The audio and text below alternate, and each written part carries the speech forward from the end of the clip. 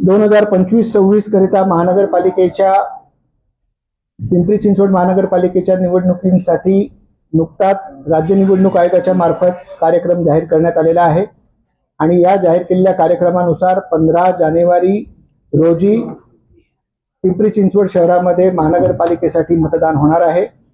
बहुसदस्यीय प्रभाग रचना पद्धतीने हे निवडणूक पूर्ण होणार आहे। त्याच्यामध्ये पिंपरी चिंचवड शहरामध्ये 4 सदस्यांचे 32 प्रभाग तयार करण्यात आलेले आहेत।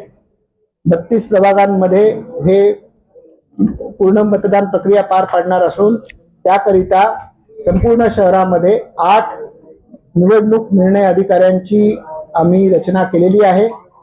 आपल्या शहरामध्ये 8 प्रभाग आहेत। प्रत्येक प्रभाग कार्यालयाच्या ठिकाणी एक रिटर्निंग ऑफिसर म्हणजे निवडणूक निर्णय अधिकारी नियुक्त केलेला असून त्यांची कार्यालय कुठे असतील याची देखील आत्ताच आम्ही जाहीर प्रसिद्धी दिलेली आहे।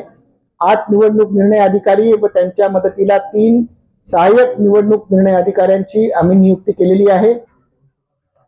नामनिर्देशनाचा कार्यक्रम हा 23 तारखेपासून सुरू होणार असून या 8ही आरओ ऑफिसेसमध्ये सकाळी 11 वाजल्यापासून दुपारी 3 वाजेपर्यंत नामनिर्देशन पत्र स्वीकारण्यात येणार आहेत।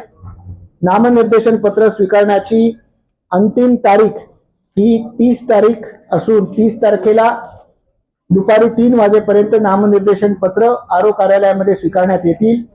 त्यानंतर नामनिर्देशन पत्रांची छाननी 31 तारखेला करण्यात येणार आहे। छाननी झाल्यानंतर आपला उमेदवारी अर्ज कोणाला जर माघारी घ्यायचा असेल तर ते 2 तारखेला माघारी घेण्याचा दिनांक निश्चित केलेला आहे। त्यानंतर 3 तारखेला चिन्ह वाटपाचा कार्यक्रम करून अंतिमतः जे उमेदवार निवडणूक प्रक्रियेमध्ये राहतील त्यांची यादी निश्चित करण्यात येणार आहे। त्यानंतर ऍक्च्युअल प्रचार कालावधी असेल। मतदानाचा दिनांक 15 तारीख असून सकाळी 7:30 वाजल्यापासून सायंकाळी 5:30 वाजेपर्यंत मतदानाचा कालावधी निश्चित करण्यात आलेला आहे।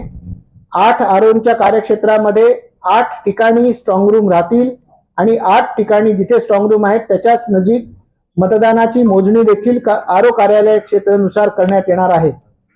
या निवडणूक प्रक्रियेमध्ये या शहरामध्ये 2034 मतदान केंद्र अंदाजित 2034 मतदान केंद्र निश्चित करण्यात येत असून यावेळेला गेल्या विधानसभेच्या कार्यक्रमापेक्षा अधिक मतदान केंद्र निश्चित करण्यात आलेली आहेत। सुमारे 800 ते 900 मतदारांच्या मागे एक मतदान केंद्र यावेळेला आपण निश्चित केलेलं आहे आणि ही 2034 मतदान केंद्र सर्व सुविधांनी परिपूर्ण करण्यासाठी महानगरपालिका प्रयत्नशील आहे।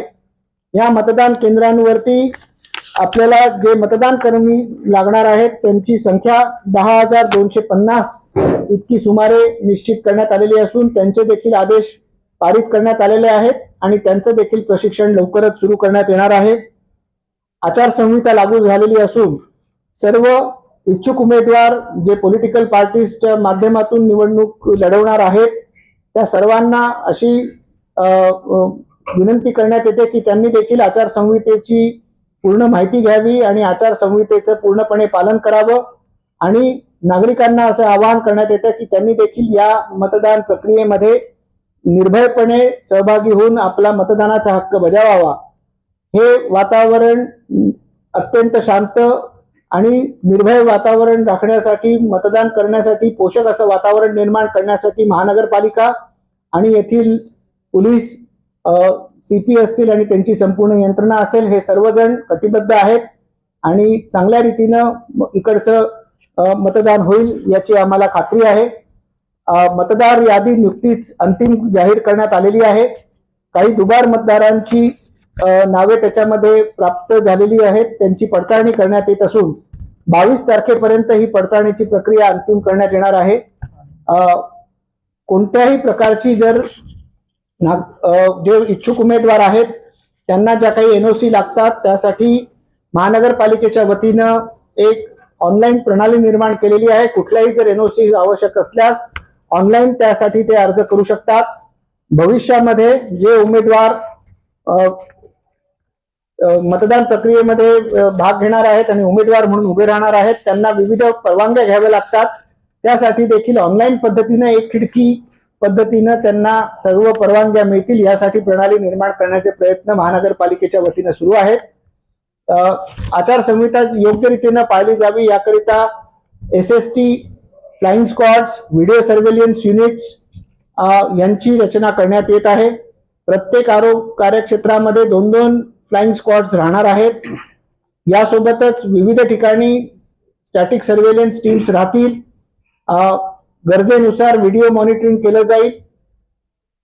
Online media monitoring, online social media monitoring या स्वरूपाचे देखील कक्ष स्थापन करण्यात येत आहेत. आणि नागरिकांना कुठली अडचण असल्यास त्याच्यासाठी लवकरच माहिती कक्ष स्थापन करण्यात येणार आहे. सारथीवरती देखील नागरिक आपल्या जर कुठल्या क्वेरीज असतील तर त्या आमच्याकडे नोंदवू शकतात आणि त्याच्या अनुषंगाने त्यांच्या अडचणींचं निराकरण सारथीच्या माध्यमातून देखील करण्यात येणार आहे. माझं पिंपरी चिंचवड महानगरपालिकेचं आयुक्त या नात्यानं सर्व पिंपरी चिंचवडकर नागरिकांना आवाहन आहे की त्यांनी देखील सजग नागरिक बनून आपला मतदानाचा हक्क निर्भीडपणे आणि निर्भयपणे बजावावा, जेणेकरून या शहराला योग्य असं नेतृत्व प्राप्त होईल. शहरामध्ये एकूण 17,13,891 इतके मतदार असून त्यापैकी 9,05,728 इतके पुरुष आणि 8,07,966 इतके स्त्री मतदार आहेत. 197 इतर मतदार आहेत. शहरामध्ये सगळ्या ठिकाणी आपल्या इकडे जे उमेदवार आहेत त्यांच्या जे काही ॲफिडेव्हिट्स फाईल होतात त्या ॲफिडेव्हिट्स मधली माहिती ही नोटीस बोर्डावरती आणि ऑनलाईन आपल्याकडे नागरिकांना पाहण्यासाठी उपलब्ध असते. ज्या काही स्टेट इलेक्शन कमिशनच्या सूचना असतील त्याच्या अनुषंगाने माहिती नागरिकांना उपलब्ध करून देण्यात येईल. सोसायट्यांमध्ये काही सेंटर असणार आहे का? की मुंबईमध्ये सोसायटीमध्ये मागच्या वेळी जे सेंटर होते ते यावेळी नाही करणार, अत्यंत अशा काही निर्णय घेण्यात आलेले आहे? कुठल्याही खाजगी सोसायटीमध्ये आपण कुठलंही सेंटर ठेवत नाही. आपण केवळ काही आवश्यक त्या ठिकाणी सोसायटींचे जे काही पब्लिक एरियाज आहेत की ज्या ठिकाणी त्यांच्याकडे कॉमन जिम असेल किंवा कॉमन एरिया ज्या ठिकाणी असं कुठलं एखादं जर असेल तर आपण अपवादात्मक स्थितीमध्ये त्या ठिकाणी निवडणूक केंद्र ठेवत आहोत. मात्र शक्यतो आपण सार्वजनिक ठिकाणीच सगळी मतदान केंद्र ठेवण्याचा प्रयत्न केलेला आहे. दुबार मतदानाची आपण म्हणजे यादी तयार केली आहे का आणि त्यावर काय कारवाई करण्यात येईल? दुबार मतदार शोधण्याची कारवाई अद्यापही सुरू आहे आणि ती 22 तारखेपर्यंत निरंतरपणे सुरू राहणार आहे. त्यानंतर आयोगाच्या निर्देशाप्रमाणे कारवाई करण्यात येणार आहे. पिंक सेंटर पण देखील असणार आहे का? मॉडेल मतदान केंद्र असतील, आदर्श मतदान केंद्र किंवा पिंक मतदान केंद्र या स्वरूपाची आम्ही काही मतदान केंद्र प्रत्येक आरोनिहाय निश्चितपणे असतील आणि त्यासाठी काही मतदानाचा टक्का वाढवावा याकरिता खूप छान आकर्षक थीम देखील त्या ठिकाणी करण्यात येते. तर मतदान केंद्र वाढले त्याचं काही ताण यंत्रणेवर येणार आहे का आणि त्यामुळे खर्च पण वाढलाय का निवडणुकीचा ताणपेक्षाही नागरिकांना सुविधा चांगल्या रीतीनं मिळणं, त्यांना सहज मतदान करता येणं, त्यांना जास्त वेळ रांगेमध्ये उभं राहायला न लागणं ही बाब जास्त महत्वाची आहे.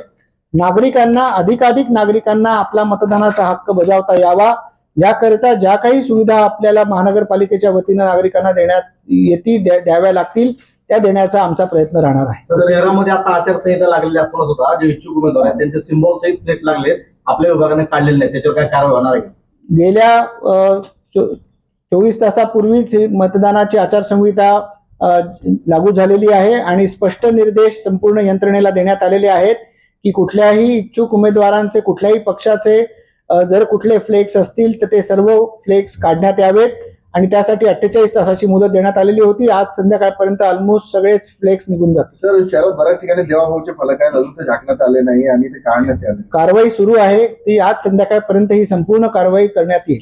तर एक शेवटचा प्रश्न असेल, अजितदादा म्हणाले होते की बिहार इलेक्शन झाल्यानंतर महापालिकेला नवा आयुक्त मिळेल, मात्र नवा आयुक्त आला नाही. तुमच्या याच्यामध्ये प्रभारी याच्यामध्ये निवडणुका होत आहेत, तुम्ही याच्यापूर्वी पण इथे आयुक्त होते, तर खरंच निष्पक्ष पद्धतीने इलेक्शन होते? आता हा निर्णय तुम्ही घेतला पाहिजे किंवा नवीन आयुक्त नियुक्त करण्याचा निर्णय मी घेऊ शकत नाही. मात्र मला हे काम दिलेलं आहे आणि माझी ती जबाबदारी आहे की ज्या ठिकाणी आपण काम करतो आहोत तिकडच्या कामाला पूर्णपणे न्याय देणं. मला आता इकडे निष्पक्ष पद्धतीनं निवडणूक अंमलबजावणी करण्याचं काम देण्यात आलेलं आहे आणि त्याच पद्धतीनं इकडच्या निवडणुकांची अंमलबजावणी करण्यात येईल.